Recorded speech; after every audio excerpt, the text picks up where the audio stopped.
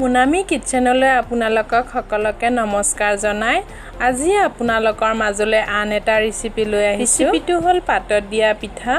এই পিঠাবিধ খাবলৈ বহুত সোৱাদ আৰু কলপাতত দিয়া বাবে ইয়াৰ গন্ধটো বহুত ভাল লগা হয়।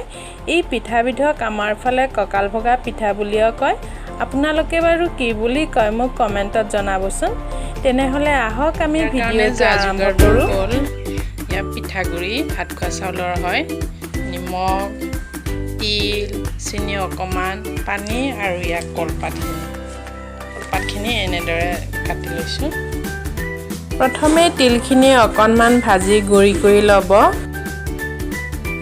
ইয়াৰ পিছত পিঠাগুড়িখিনিত সোৱাদ অনুযায়ী নিমখ, চেনি আৰু তিলখিনি দি ধুনীয়াকৈ সানি ল'ব।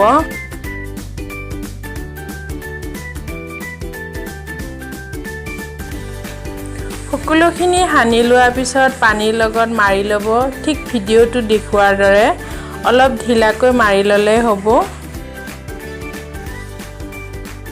ইয়াৰ পিছত কলপাত দুখনত অলপ অলপকৈ দি গোটেইখিনি ধুনীয়াকৈ এটা এটাকৈ বান্ধি ল'ব।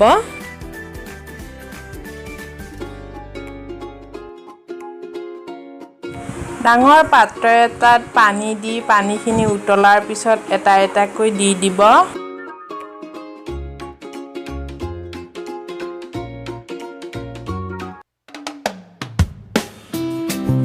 তেনেহলে আজিৰ ৰেচিপিটো চাই আপোনালোকে কেনে পালে? ভাল লাগিলে লাইক কৰিব, কমেন্ট কৰিব, শ্বেয়াৰ কৰিব। লগতে মোক আগুৱাই লৈ যাবলৈ আপোনালোকে মোৰ চেনেলটো সাবস্ক্ৰাইব কৰিব আৰু কাষতে থকা বেল আইকনটো দবাই দিব যাতে মোৰ নতুন নতুন ভিডিঅ'বোৰৰ নটিফিকেশ্যনবোৰ আপোনালোকে পাই থাকে। আজিলৈ আহিছোঁ, ধন্যবাদ।